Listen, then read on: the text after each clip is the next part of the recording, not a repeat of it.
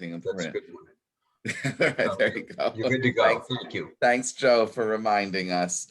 Um, so today's talk is really going to be about what the developments in Jewish history, specific in Europe, in Israel, and America in the post-war period, right, in the 1950s, 60s, 70s, and talking about how that would look, how that might look differently had the Holocaust, had the Shoah not happened. I mean, just to refresh where we left off last month.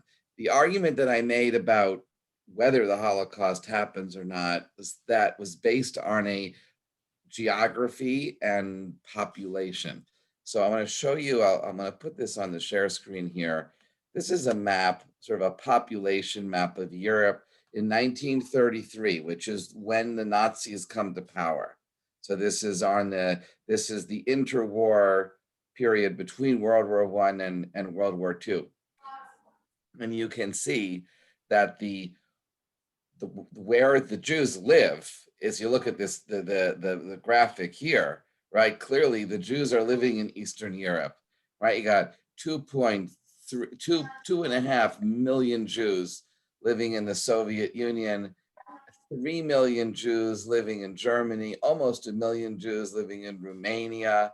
If you add up the Baltic states, adds another 155,000 Lithuania, 95,000 in tiny Latvia.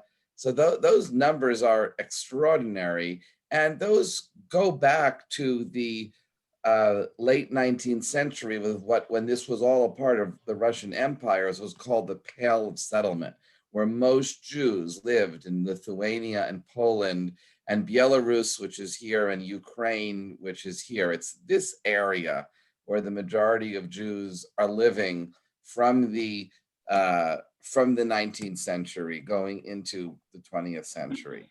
It's where we talk about the shtetl. That's where the shtetl is. And that's the world that was destroyed by the Shoah, destroyed by the Nazis when they invaded Poland and then the Soviet Union. The Jewish population in Central and Western Europe is smaller. There's about 500,000 Jews in Germany. That's a large number, but given the large area that Germany takes up, Germany's borders there are larger than Germany's borders today. A lot of Jews lived in this parts of Germany here, that this is today already a part of Poland, right? So if you take away that part, the Germany today, the border goes like this. It's right along that line. So it's a smaller area. And what I explained was that when Germany is fighting, enters the war, it expands to the right. It expands eastward. That's the direction that Germany expands, and it then came into possession, in a sense, of millions of Jews as it expanded eastward in the war of conquest against Poland and then the Soviet Union. Yes, of course, German arms did go west into France as well, and there are Jews in France and in Belgium and the Netherlands that all came under Nazi control as well.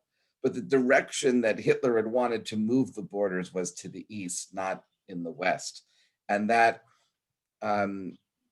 coming into, and originally when the Nazis came to power, the original policy was to get the Jews to leave Germany, right? To have the persecution so difficult that to convince Jewish families to just get up and leave.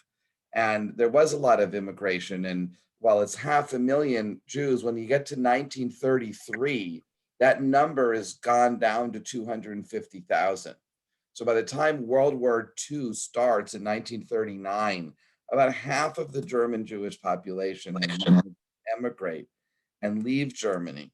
But then what happens in 1939 is, as the German army moves east, then they conquer the 3 million Jews in Poland, and then they invade the Soviet Union. And that's too many Jews to expel for them to move other places. Plus it's wartime then. So when we talk about the Holocaust, usually we're referring about the final stage of the Holocaust, which we call the final solution. It's what the Nazis called it. The final solution was the genocide, was the extermination of the Jews. So there was nothing. There were nothing else that they could do if they wanted their country to be free of Jews, right? There was no, you can't have immigration. There's no movement of peoples during a war. There was a scheme earlier in the Nazi period to move the Jews to Madagascar. It was called the Madagascar Plan, where they would settle Jews there and ship them out of Germany, and realized that would take so many ships and too expensive to do all of that. Had France been the loser of World War I, right? And then felt and then developed nationalism, because nationalism tends to develop from the position of defeat, what we were talking about last month. It doesn't encounter huge populations of Jews. So even if it developed the same type of anti-Semitism as the Germans, it would not have come, because of the geography. It wasn't next to the millions and millions of Jews living in the world of the shtetl that Nazi Germany was when Nazi Germany became aggressive. So that's where I was saying that one step leads to another, leads to another. If Germany had won World War I and the Jews had not been persecuted, it would not have, again, there wouldn't have been the movements of armies in World War II that would lead to the Germans occupying all of this area in Poland and the Soviet Union. So when we turn to today, we say, what if the Holocaust had not happened?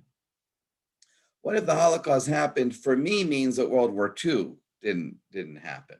You know, and things, so I imagine a situation where, again, where either World War I never happened, so it never leads to World War II, or World War I did happen, but the Germans were victorious, and then things didn't lead to the anti-Jewish, the growth of the anti-Semitism that the Nazis exploited in their seizure of power in 1933. Was there anti-Semitism before? Of course there was. The modern anti-Semitic movement begins in the 1880s, but the Nazis would not have been able to rise to the position of power where they're the extreme anti-Semitic party that they were, had they not been taking advantage of a politics appealing to a country that had lost the war and that felt wounded and wanted to regain its greatness, which is what the Nazis ran on. Had the French been in the same situation, and had they turned to a ultra-nationalist anti-Semitic politics, it would have made things very difficult for the 250,000 Jews living in France when you enter the period of World War II. But you don't have huge Jewish populations nearby. That's the difference. And that's an accident of geography.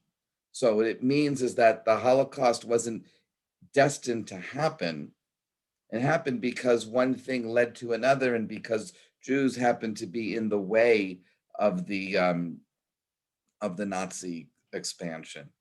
And but there's other ways of thinking about it. I had made reference before, and I'll take this map off here so I can see everyone a bit better. Hold on there we go.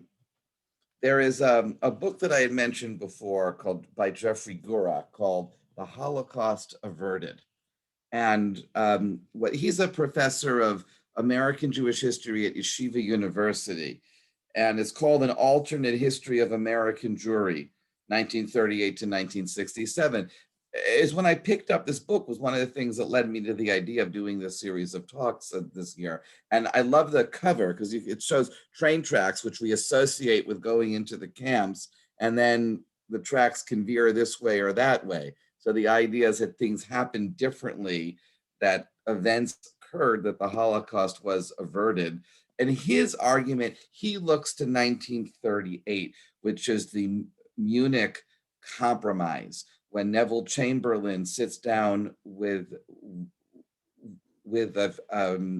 Hitler at the at the Berchtesgaden, which is Hitler's the Bavarian home, and he allows the Chamberlain allows the Nazis to move into the Sudetenland and ultimately in Czechoslovakia rather than go to war. And the story, Chamberlain goes back to London and he said, we've established peace in our time.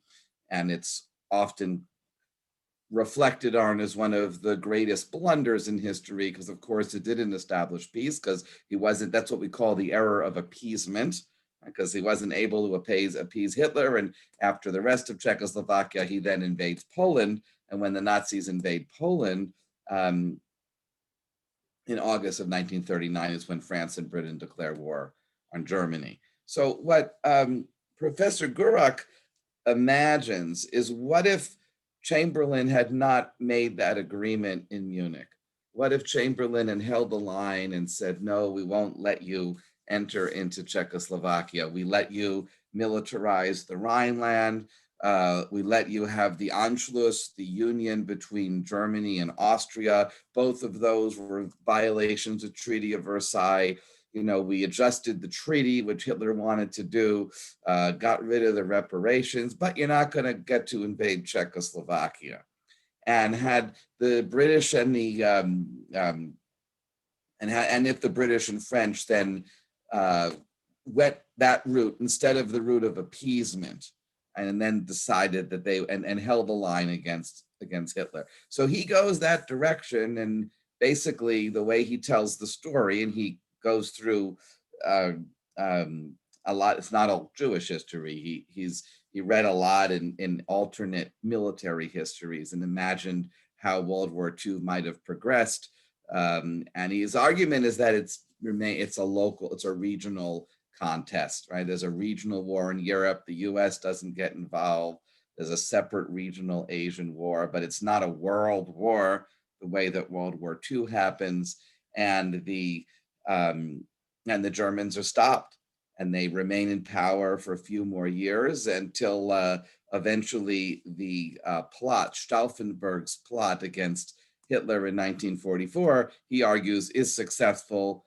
Hitler's assassinated and the Nazis fall from power around the same time in 1945. So the timeline stays the same, but the difference is, he says that the Holocaust doesn't happen because the Nazis don't gain the territory in Eastern Europe, which is where the millions of Jews live.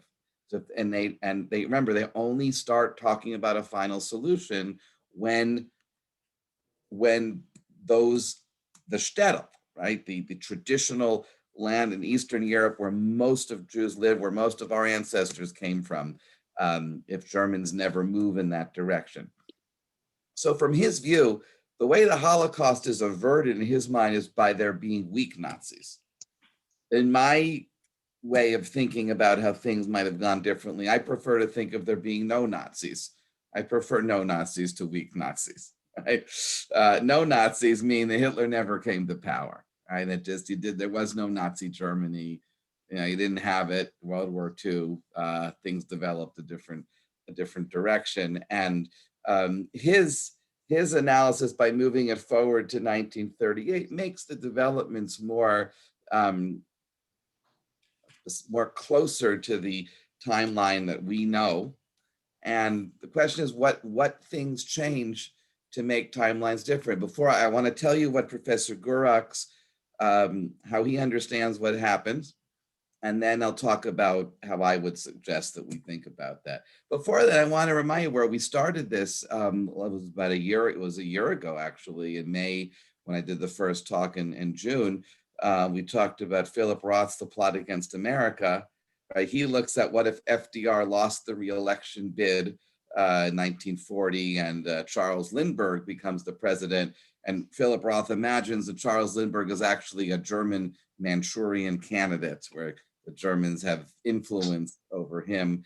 And what the book tells is a very scary turn towards state-sponsored anti-Semitism in the United States. So it really raises that question of, could the Holocaust happen here, is what Roth is asking in that book.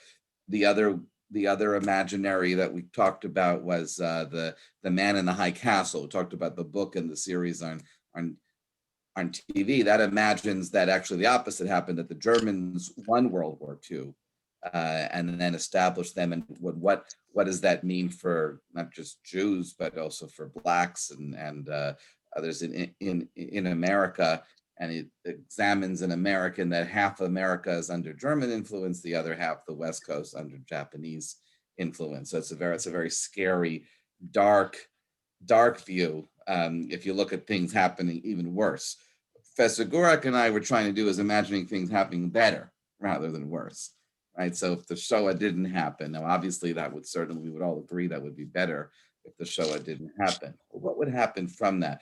What Professor Gurak argues is that weak Nazis translate to a weak American Judaism. That because if the Nazis are weak and the United States never enters the war, instead the United States stays more isolationist, and anti-Semitism is not discredited the way it, because if we don't have the example of the Holocaust to point to. So American Judaism, in his opinion, would have been much more hesitant in speaking up for Jewish identity. And that would translate into even more assimilation for American Jews. And because he believes he's imagining weak Nazis, but not no Nazis, he's still imagining that there's still a lot of persecution of Jews in Central and Eastern Europe. But he says the American Jewish community doesn't do anything about it except the very few. They don't speak up. They don't protest because they're nervous about their position in America.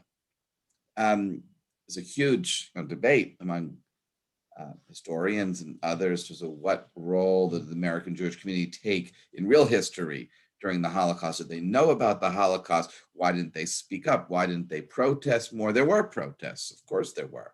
And a lot of it focuses on the policies of FDR, right, into the American government. How much did they know? Did they do more? That's a whole different discussion. But if you put that aside, you imagine the Holocaust didn't happen, and it was only persecution against the Jews, but not genocide, but not death camps, just concentration camps, right? Then all the more so would American Jewry had not done as much, right? If we criticize American Judaism in the 40s for not having done enough then when it actually was genocide. So Jeffrey Gurak said if it wasn't genocide, it would have done less. That's the argument that he's making. The interesting thing about his book, The Holocaust Averted, by the way, this is published by Rutgers in 2015, only 6 years ago, and I picked it off the shelf then in the Barnes and Noble. He says that they're still in Israel, and Israel is still established in 1948. And that's an interesting point that he makes, because so often the story is told that out of the ashes of the Holocaust come the state of Israel. We even tell that story in the Jewish calendar, where we have Yom HaShoah, and the week after Yom HaShoah, we have Yom HaAtzmaut. And the way the story is told is because the whole world felt so guilty for standing by and allowing 6 million Jews to be murdered in Europe, that they all showed up at the United Nations and they voted to that there should be an Israel. But if you look at the story more critically of what happened in history, guilt was part of the vote in 1947, though not everyone was as aware in 1947 as they became aware more in later years of the extent of the Shoah and what it was. But also that they didn't have the Cold War stalemate in the United Nations as developed later in the 1950s. And the other part of the story is that besides voting for the United Nations, they wasn't even voting for Israel. The UN vote was vote for the partition plan, right, which was the result of the United Nations Special Committee on Palestine to establish a Jewish state and a Arab state.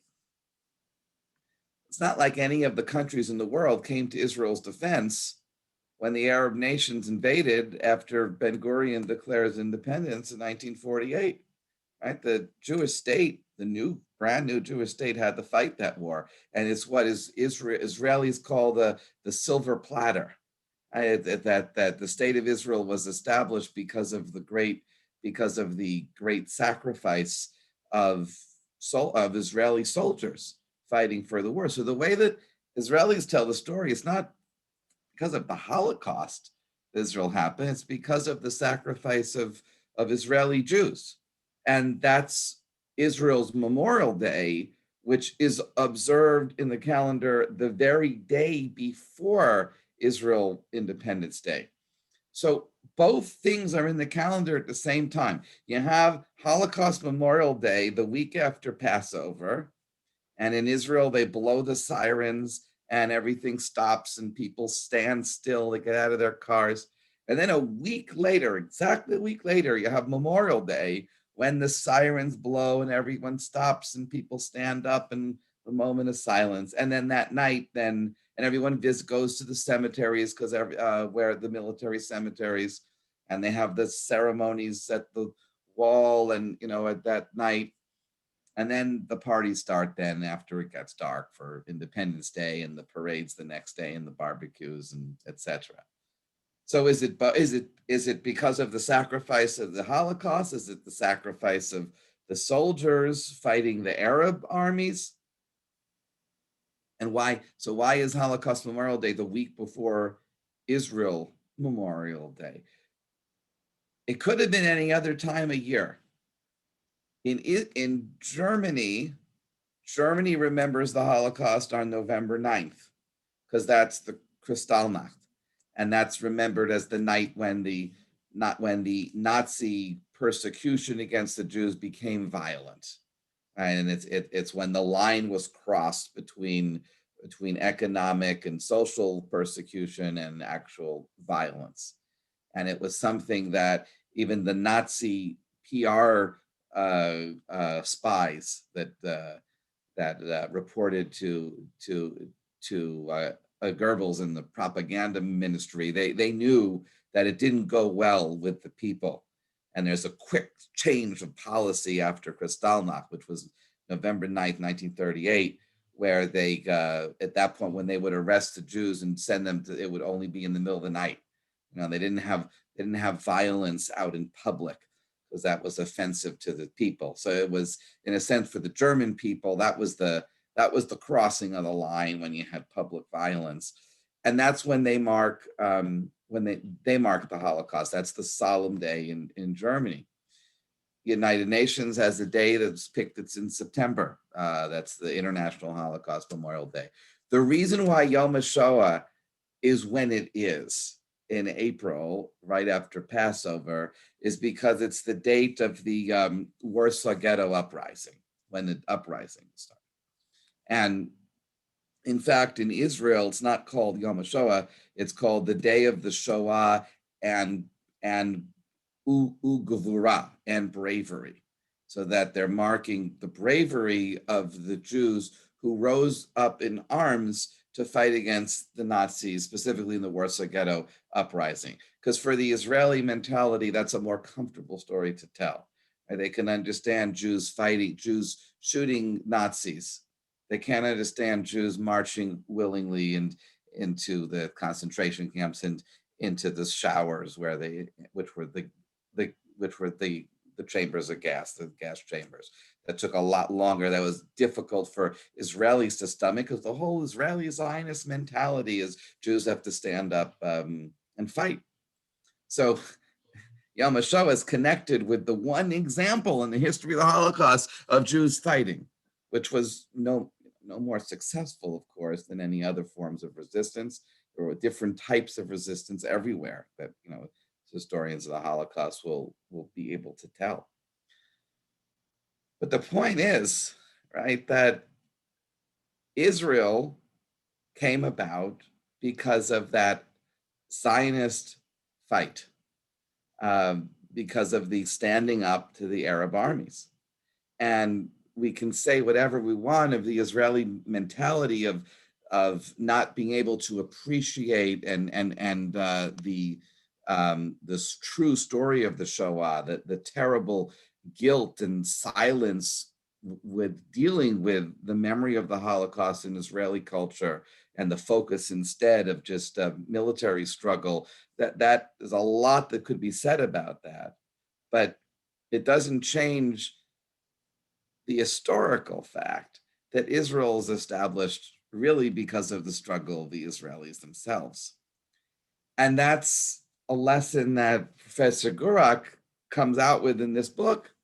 And he says that Israel would have happened anyway, because it's the Israelis that fight the war on the ground. Nobody in the United Nations handed Israel to them. And also, the idea of there being a Jewish state, the idea of Zionism, is not a response to the Holocaust. Right? Herzl founded the political Zionist movement in the 1890s. And Zionism didn't necessarily represent the majority of the Jewish people in the first half of the 20th century. It did continue to grow. We think think about the major landmark is the Balfour Declaration of 1917, when the British government says it as a matter of policy, it supports the establishment of the Jewish state. Right? That all has nothing to do with the Holocaust. And you do have waves of immigration of the Eastern European Jews and Central European Jews into Palestine, escaping persecution from the Nazis. But had there not been a Holocaust, there would still have been Jewish immigration to Israel, to the state that would have been created by the Zionist movement. There was terrible persecution against the Jews, anti-Semitism in Eastern Europe, that would have happened and wasn't happening in either way. So the idea is, when we take a broader look at the larger canvas of the history, we see that the idea that there was a Holocaust and everyone felt bad and it was a terrible tragedy, but at least the state of Israel is a small consolation to the Jews, maybe that contributed to some countries voting for Israel in the United Nations. But the point is that Israel would have come about anyway. And if it didn't have a supporting vote in the United Nations, it still probably would have come about. Israel's never depended on the support of the United Nations. So it exists because it exists on the ground. It exists on the ground, because it stood up. And when we understand Israel as being there because of the Holocaust, the danger of that story is it credits the Nazis with the establishment of the state of Israel, and they don't deserve that credit. They don't deserve that credit. So that's one part of the story, and I agree with Professor Gurak completely in the way he tells the story. And the Holocaust doesn't happen, but he has Israel still being declared on the very same day. And that's a refreshing, that was my favorite part of this book that I read here. Where I disagree with him is that he takes a very pessimistic view of the future of American Judaism, which is actually the focus of his book. The subtitle is An Alternate History of American Jewry. And he stops it in 1967. Because 1967 is the... Can I call you back? I'm watching something from Seth's. This is Grossman. Okay. Because what happens in 1967 is that Six-Day War. And when Israel is then able to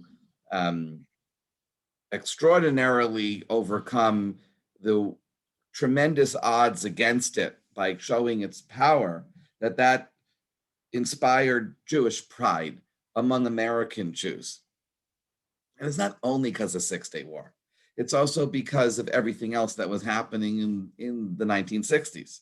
So it was a turn away from, in the 1950s, the focus of American Judaism was how do we be accepted as Americans? We're moving to the suburbs. We're leaving the Lower East Side, right? We're moving out to our own houses.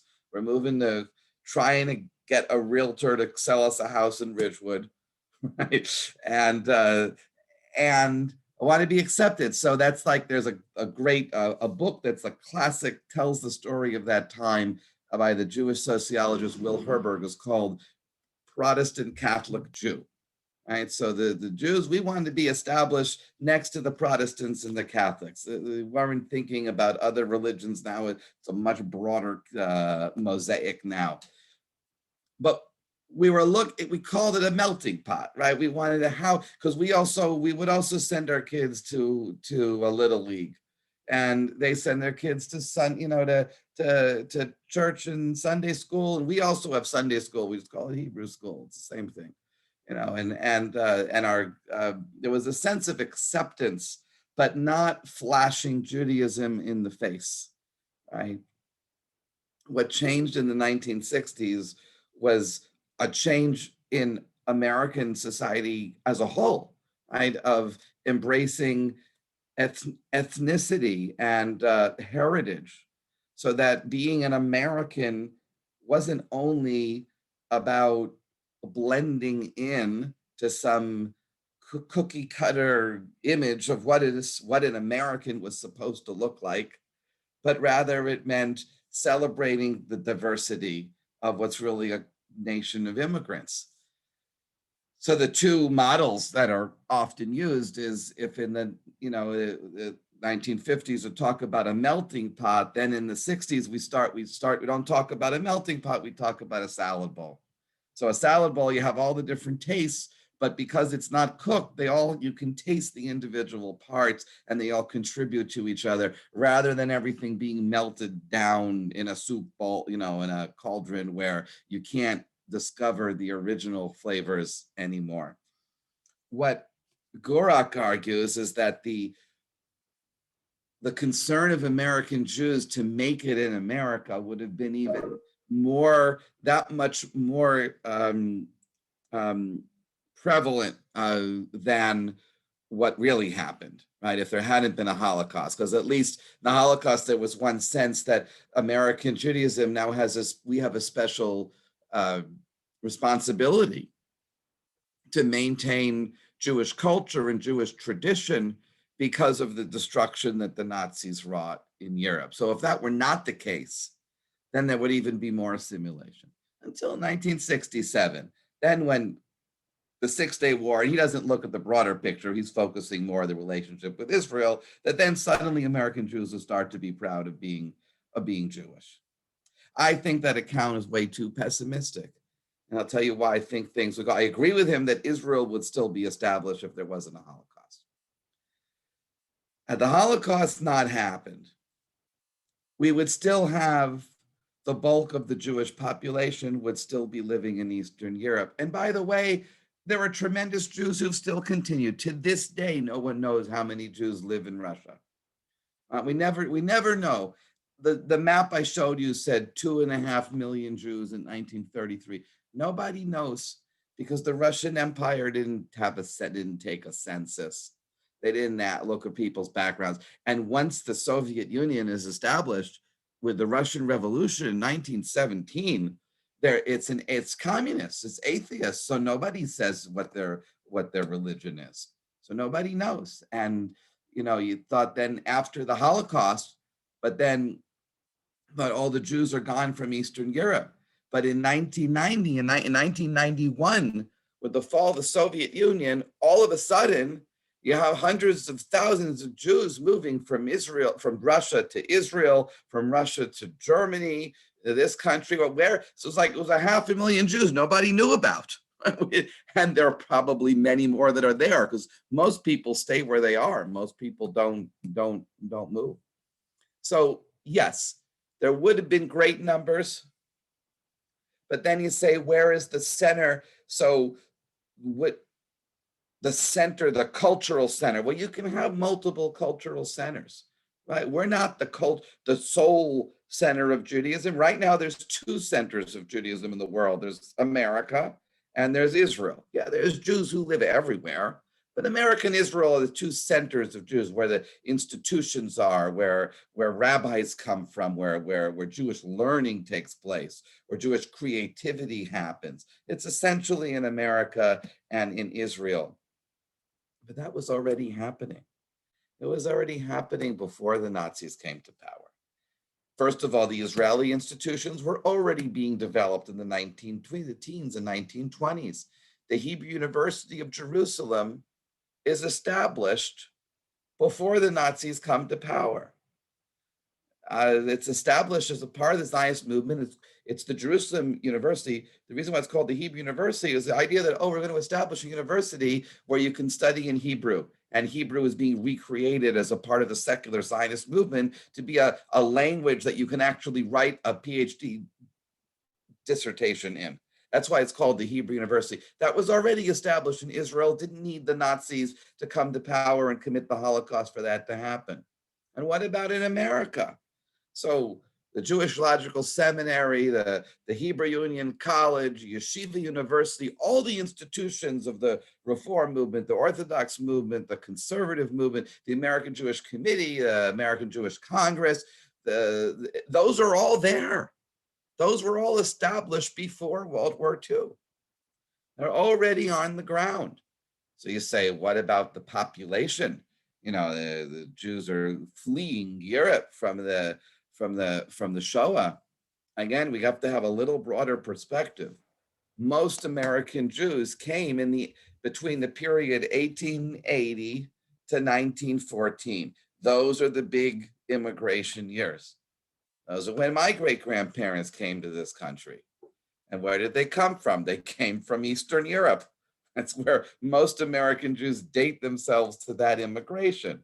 Yes, of course, there's great influence of refugees and survivors from the Shoah. Of course there are. But those are not the numbers that establish and create American Judaism. You had when you think about, it was 2 years ago when we did the course on American Jewish history, the first wave are the Sephardic Jews, right, in the colonial period. And then you have the German Jews in the 1820s, 30s, 40s, 50s, that's the German immigration. And then in the 1880s, 1890s, 1900s, that's the Eastern European Jews. And those are the three main waves. And that creates American Judaism what it was. So if the Holocaust didn't happen, what would that mean? Maybe there would still be the great the Volozhiner yeshiva could still be in Vilna, in Vilnius, the great Eastern European, the greatest ultra-Orthodox yeshiva. Okay, but there are yeshivas that transplanted from Europe to Israel. So then you would have some in Europe, and not that far from each other. It wouldn't change the ideas or the makeup of the Orthodox world. And in the non-Orthodox world, yeah, you would have had the liberal seminaries in Germany.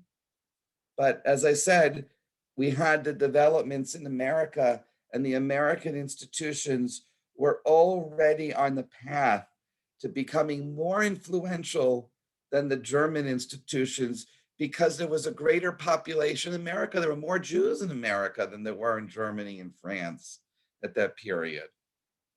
So it wouldn't be as dramatic as it is now.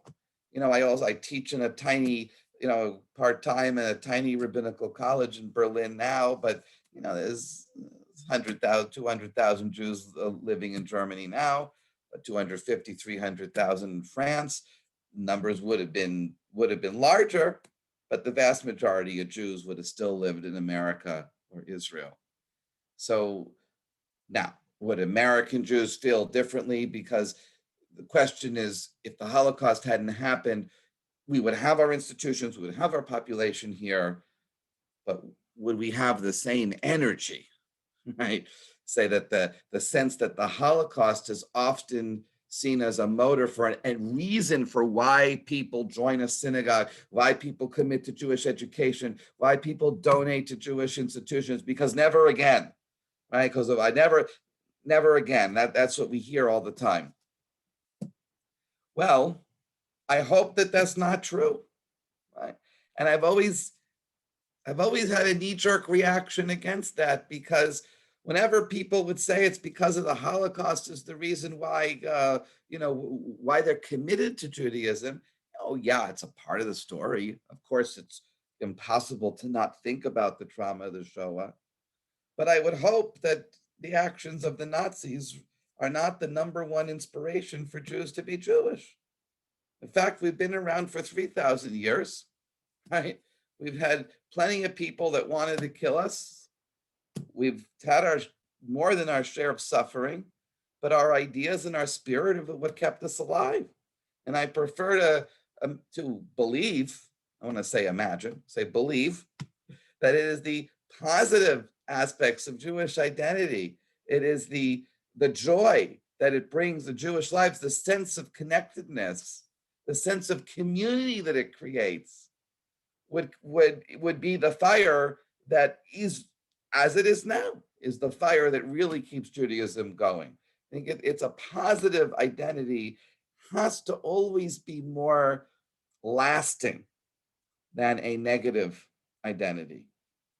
The question is, and also we're seeing that today, that all of the recent American Jewish population surveys of the last 20 years shown that, Israel and the Holocaust are no longer primary reasons for Jewish identity in America than they were for the previous generation, is how the story is usually told, right? In the 1970s, right, that was Israel and the Holocaust were at the top of the list. But once you get to the 1990s and the 2000s, it's not as high on the list. That's today. So then maybe it would never, but we're still here, right? We still have synagogues. We still have Jewish commitment, Jewish identity. And so perhaps some people would have been motivated differently, but my point is we're still at that point where we would have been. So it's what the real motor for American Judaism is not a response to the Holocaust, not a stepping up like, oh, now it's our turn. Because remember, the institutions of American Judaism were created before the Holocaust. So no institutions were built as a response to the Holocaust. And after the Holocaust, it's not all on us because there's also Israel, right? So we're not the last point. We are here because we're here. We're here because of those three massive Jewish movements of immigration to the United States, to America, which is because of the greater story of the growth of America. And that growth of population, as well as the American spirit, would have driven American Judaism to become the leading creative role and spirit that it is for the Jewish world today, even if there was still continuity of Jewish existence in Europe. The Holocaust didn't happen. It doesn't mean that there's no anti-Semitism, and the Jews in Europe would have continued to suffer under the different nations there and the different persecutions that they had. And yes, we know there's anti-Semitism in this country, but America is also the Golden Medina and given opportunities to the Jews that they never had anywhere else. And that story is the same story and would have been the same. So it's, of course, we want to imagine a world where the Holocaust didn't happen. And if things ended up similar, and I think about it as I go through, like, gone through this course, maybe half the things that, if the temple weren't destroyed, if the Baghdad wasn't where the Talmud was from, if the Emperor Frederick didn't have cancer, some of them are big things, some of them are trivial things. But half the time I said, oh, this would have made a major change, like World War I, World War II wouldn't have happened or would have. And the other half the time I said it wouldn't have changed anything. Of course, just imagining. But sometimes you think that there are certain things are meant to be, and individual decisions are not necessarily going to change the greater forces that are there. But in this question about whether the Holocaust didn't happen, It has a deeper meaning, and it's an emotional aspect too, in that it's important. It's always been important to me to not give the Nazis any significance in Jewish history, to not make our story a negative story, to not say that we are here in response. There's a great late Jewish theologian, Emil Fackenheim, written a book back, I think around in the 70s or early 80s, and a very written a number of things. And one of the things he wrote, that was a very famous thing, he said, after Auschwitz, there's an 11th commandment. And the 11th commandment is, thou shalt never forget Auschwitz. And I understand what he's trying to say. He's looking at how does the experience of the Holocaust change the Jewish mentality. But I want to believe that he was wrong, because he's purposely mixing Auschwitz with the commandments, with holy sacred thing, to say that Judaism, the idea of being Jewish, is fundamentally changed because of the Shoah. And I hope that that's not true. I hope that that that the attempted genocide, the failed genocide, but the murder of 6 million people, that is something that did not affect the Jewish spirit, right? But that the Jewish spirit was untouchable.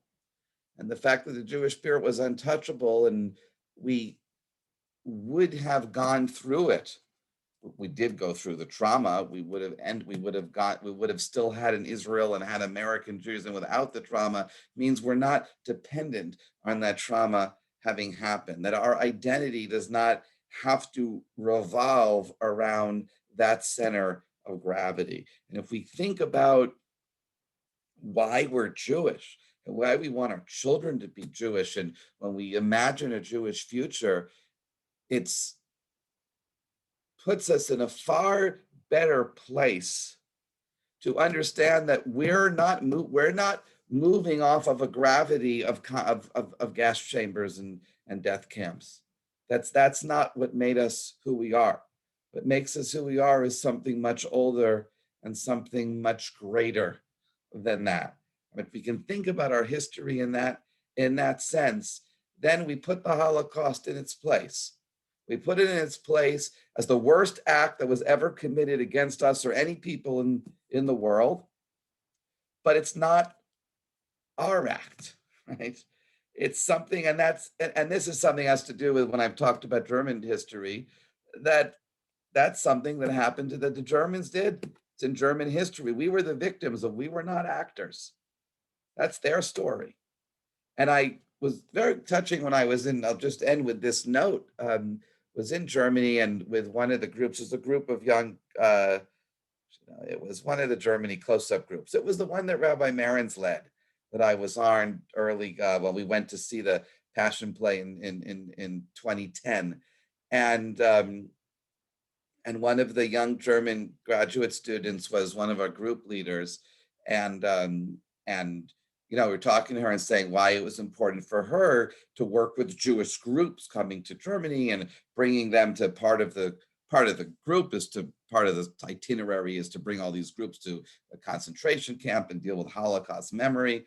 So we asked her, why is this, that you wanted to spend, why was this important to you? And she said, well, because it's a part of my history.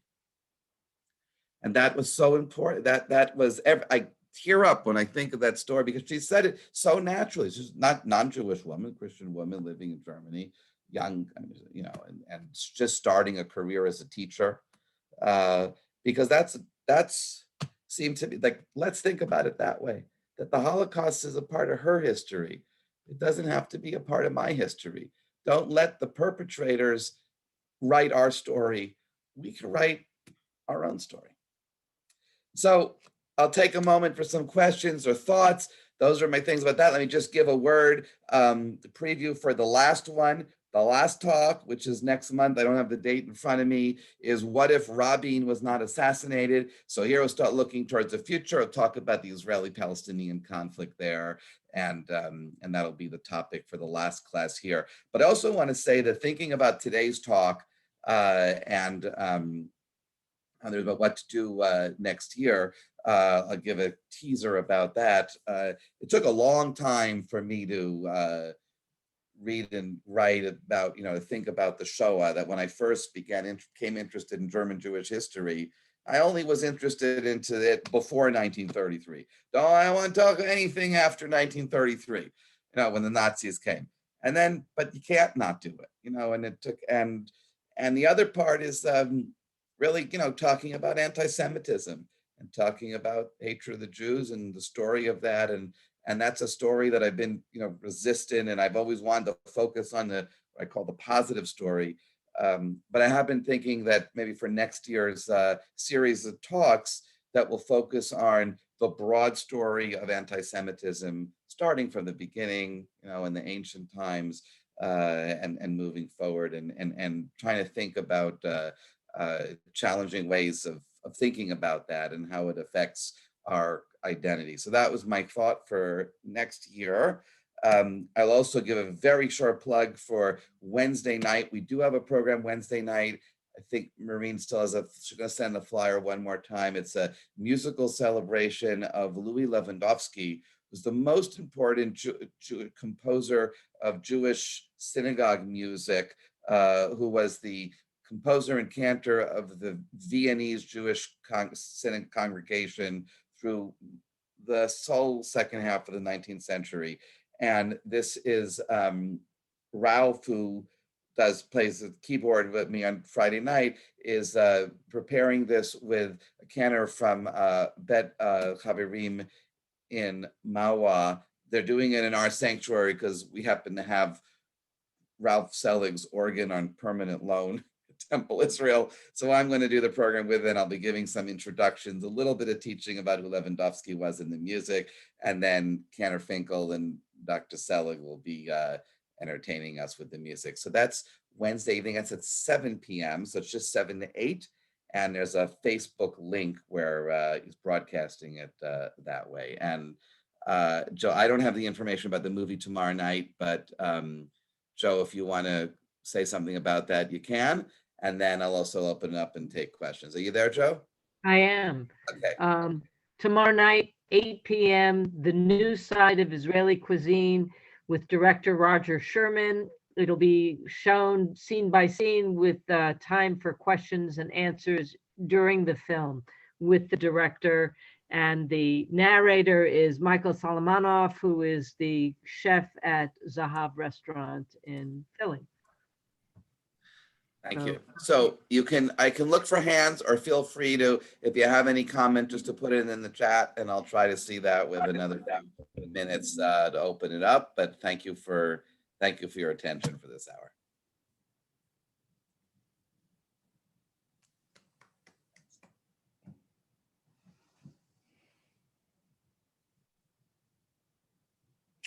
I also wanted to mention that tomorrow night, there's a password to get into the Zoom. So that'll be a little different. Remember that you need to look for the password. But also concerning tonight, can I ask you about? Yes, you got the floor. Thanks.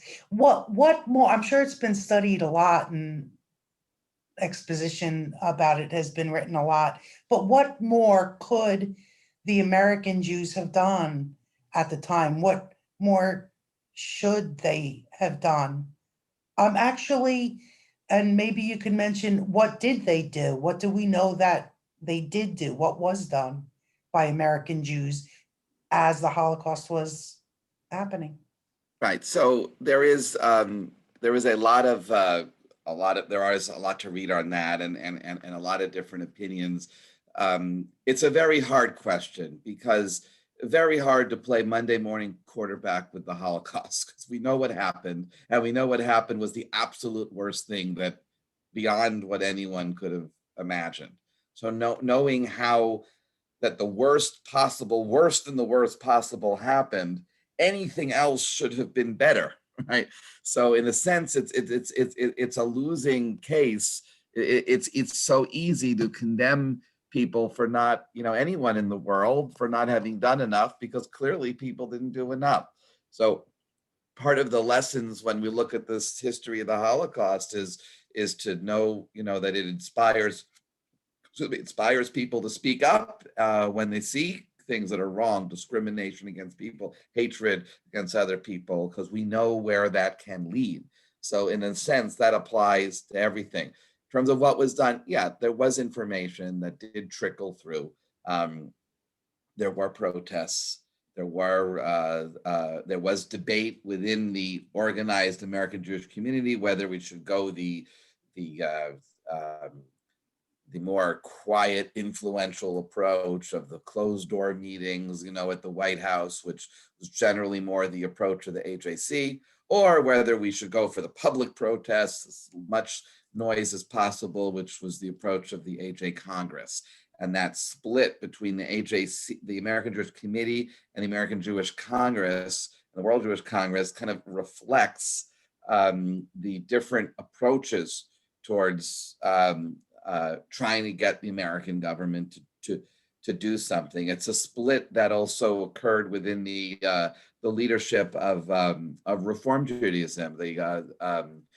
Why there's the Stephen S. Wise was the American Jewish Congress approach that was pushing for more public protests, and it's why the Stephen S. in the city it's called the Stephen S. Wise Free Synagogue. It wasn't free that they didn't charge membership dues. There's no such thing as a free synagogue, right? Everyone's got to pay membership dues. It was free, and that the rabbi was able to say whatever he wanted, which, by the way, should be true in any synagogue also. But that was it was a cultural split in terms of how much to speak out. It's one of the reasons why, and there's a Hebrew Union College in New York, which was originally called the Jewish Institute of Religion, that was separate from the Cincinnati school. So it was a real intense split there on what was the proper approach for the politics. There's a wonderful book on the Holocaust in America that is a great chapter on the Jews from Peter Novick, Novick. It's about 20, 25 years old, but I think it's still the best thing that exists. And it's not all on this topic.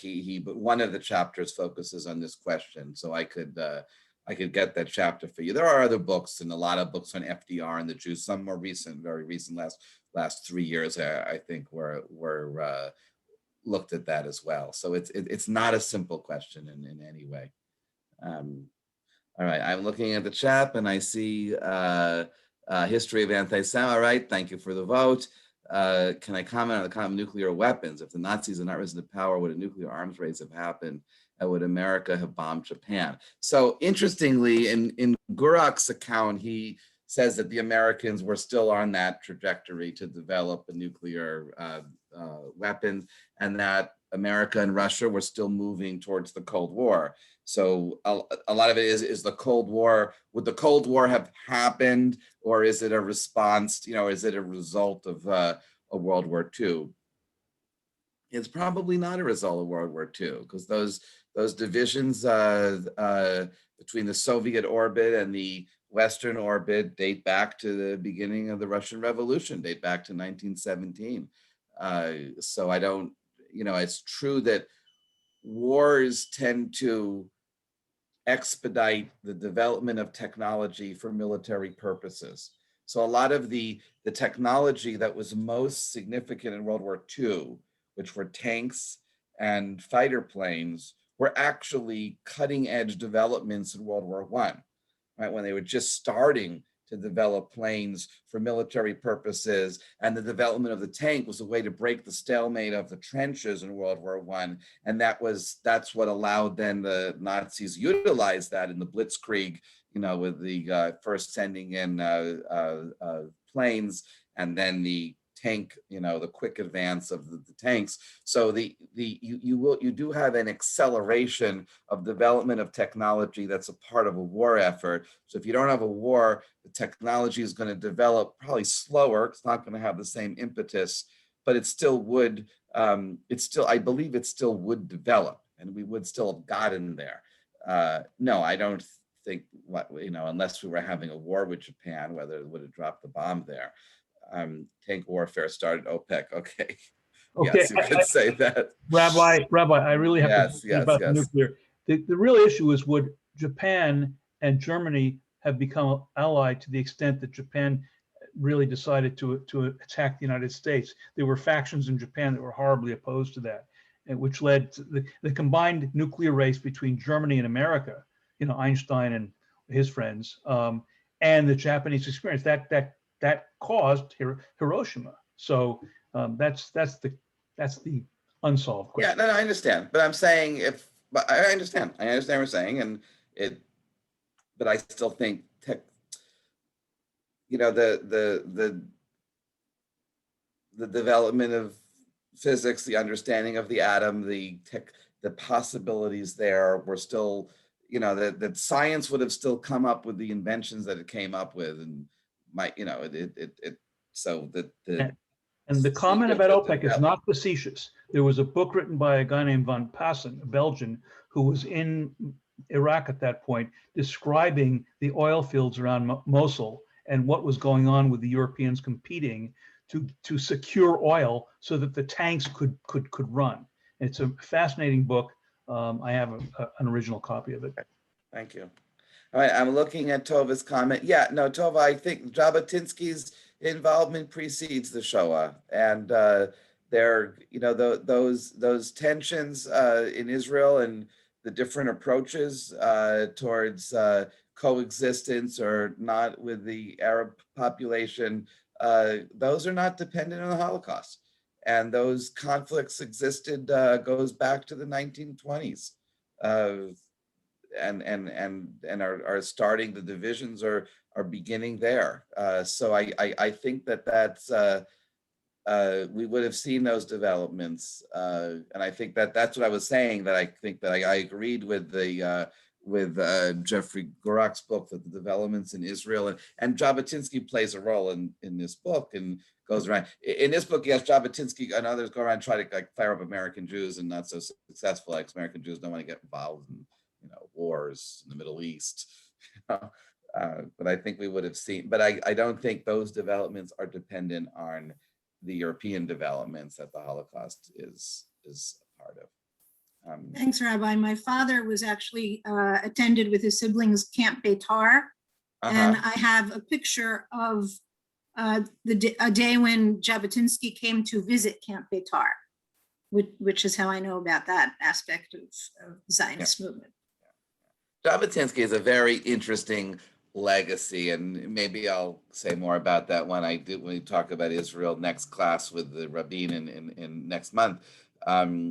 He's considered the ideologue of the right-wing nationalist movement in Israel, and that basically turns into the Likud party and the parties to the right of Likud. But it's complicated because Jabotinsky also talked about the fact that there needs to be a Palestinian state, and he imagined the divided land. So it's memory works in funny ways.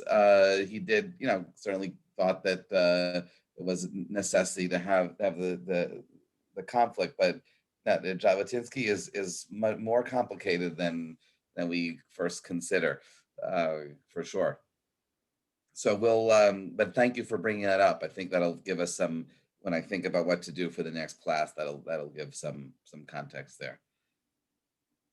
Any other comments? I want to again thank you all again and see you. Oh, Rabbi Gloria, about to say something? Yeah, no, I had a question. Sure. I've always wondered, I know that every religious group has its ultra right wing. And ours still, I believe, sees God as the causative force behind everything that happens in the universe. So if you don't do things exactly right, you can get zapped, or punished, a strict interpretation of things that the Talmud is talking about, for example. And I've often wondered whether that position increased or hardened in response to the Holocaust, even knowing that so many of those who were murdered were ultra-Orthodox, were Hasidim, etc. Whether the what I perceive as an almost hysteria about a woman wearing short sleeves in Mea Sherim, you know, so it's okay to throw dirty diapers at her. Whether that in part comes from a reaction to an emotional reaction to they must have done something wrong, the rise of secular Judaism in Europe at that time, perhaps seen by this particular group of people as a trigger for the Holocaust. Yeah, I mean, it raises up the broader question of whether contemporary Jewish theology and the whole spectrum of it is fundamentally what it is in response to the Holocaust. And I'm the more I think about it, I'm less and less convinced that that's the case. Most of the dividing lines in the Jewish world were there before the Shoah, and I think the Holocaust pushes, I mean, especially in the issue of theodicy, right? Why would God allow something to happen? And throughout all of Jewish history, one of the classic responses when Jews suffered is, well, it's because of their sins. So that becomes almost untenable after the Holocaust, but not completely untenable. You know, so, I mean, I told this before, a story, forgive me if you've heard it. I remember being a school kid going to Solomon Schechter in Queens, and our Orthodox Talmud teacher told us the reason why the Holocaust happened, it was a punishment for the founding of the Reformed Judaism in Germany. And then he said, so you might think, boys and girls, why did the good Jews in Poland, the good Orthodox Jews in Poland have to die for the sins of the bad Reformed Jews in Germany? Because all Jews are responsible one for another. Right. Now time for the test. I mean, that's like, it's the most, I never, it's the only, it's the clearest lesson from my whole grade school experience to remember anything like I remember that. But the point is, so what he said, in a sense, that means the Holocaust hasn't changed anything, because it's an explanation that's been there for 2,000 years. And the difference is it's easier to reject it now. But I think that, you know, I think the greater, when we talk about how we understand God and how did good God allow things to happen, I think ultimately it's the natural catastrophes are harder from a theological perspective to explain than the historical catastrophes. It's much harder to explain why, you know, why an earthquake or a tsunami happens, why people die of cancer and those type of tragedies. Those are the greater challenges to understanding God, because that's God's natural world, that's God's work, as opposed to the Holocaust, which is the Nazis' work. You know, so there's a distinction there. And that's why Harold Kushner's book, When Bad Things Happen to Good People, it's probably one of the most important, influential books on sort of rethinking theodicy in modern times. It's about his kid who died from illness. It's not because of an act of violence, of human violence. So there's a difference there. So I think that those, I don't think that the Holocaust fundamentally has an influence in how we understand God and Judaism. I'm not talking about us, and I'm talking about amongst those like your Hebrew school teacher. Uh-huh. Yeah. Whether it strengthened that conviction and whether it has led to deeper divisions with the rest of us. Yeah, I mean, I remember also in college, they brought in some guy, I remember one speech by some Chabad rabbi, and it was advertised as, you know, a survivor talks about where was God in the Holocaust, and he came and he gave us this whole talk about reincarnation and how reincarnated, you still inherit the sins of the last incarnation, and you carry it forward. So the Holocaust was this great act of mercy, because with this, God wiped out all the last sins, so now we're fresh and we get to move forward. So I'm like, okay, if it were, and he told the story in his own experience, because he was a kid in the Holocaust, that the Nazis came and they threw everyone on the bus and in the back of the pickup truck, and then he hid in the bushes, and somehow they didn't find him, and that proves that God was there. And I said, how does it prove that God is there? There's the other 50 people God didn't save. He only saved you. That doesn't prove, it just proves that you got away. That's all it proves. You know, I'm not going to argue with him. It's his experience, and, you know, people respond. So you're saying whether the experience, makes people, radicalizes people, we've always had radicals. I think, We'll think about it more. It's a good question, but I think that so many people have said, oh, the Holocaust is, you have to responding to Auschwitz fundamentally changes the way we think about religion and God. I don't think it does. I think it fundamentally changes the way we think about people. Well, that's my point. Yeah, understanding what people are capable of, and encourages people to be more radical, perhaps, but I think it also encourages people to be more accepting and more compassionate. That's the flip side. I think that I think interfaith work especially is a much easier thing to do after the Holocaust than before. It happened before, but I think after the Shoah, there's the more sense that there is the appeals to common humanity are so much easier to explain now. It's why I think our Holocaust commemoration in Ridgewood, which is an interfaith effort, is such a particularly beautiful thing. It it goes back about, I don't know, I think we're up to year 19, but could never have happened. Something like that could never have happened before the Holocaust.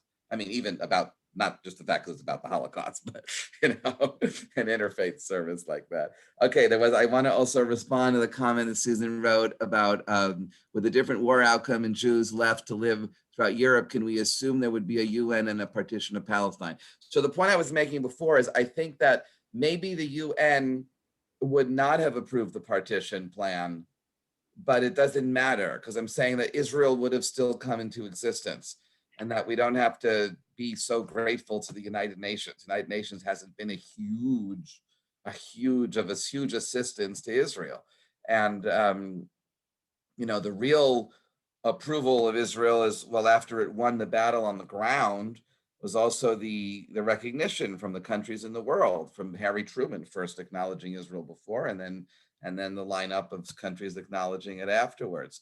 So I think that process, the military success, and then the recognition from individual governments, is far more significant than the vote of the United Nations. As much as it pains me to say that, because, Woodrow Wilson's dream was to have a world parliament that would establish statutes and international law. And, but, it's been a problematic process, and the UN voted for a partition, and that didn't happen. Right? So things didn't happen the way the UN wanted it to happen anyway, because the Arab states did not support a Palestinian state at that time. And the Grand Mufti and the Palestinian leaders did not support it at that time. So instead they fought Israel. So the fact that the UN voted for it was meaningless, because they didn't support it. And it's not like any country in the UN decided to come, send soldiers to fight along Israel's side. So so my point was, it's not, the not to discredit. Look, the vote in the UN and the UN support, initial support for Israel, was critically important. It's not something to disregard, but we would even without it, we would still see a state of Israel. So can we assume there would be a UN and a partition of Palestine? Well, that's the thing. There has been no partition of Palestine. I mean, and that's is a great lead-in for the next class, because the Oslo Accords are about a partition of Palestine. So in a sense, the Israeli-Palestinian peace process, which is a lot of quotes around that, right? The Israeli-Palestinian peace process is about really establishing what the UN Special Commission on Palestine envisioned and the UN approved in 1947, and we don't have that, and so whether there's still time or still a willingness to create that on the ground. It didn't happen, but maybe it can still happen. So that's what we'll talk about next time. All right, I'll give it, not unless anyone has any last comments. No, so again, thank you all. Have a great night. I'll see you soon. Okay, bye-bye. Thank you, Rabbi. Yasher Koach, Rabbi. Pleasure. Thank you so much. Thanks, Rabbi. Good night. Thank you. There you are. Yep. Great job, Rabbi. Thank you. Thanks. Keep moving around. Wonderful as usual. We really enjoyed it, Alan and Amy. Thank you very much, Rabbi. Thanks, Alan, Amy. Thank you.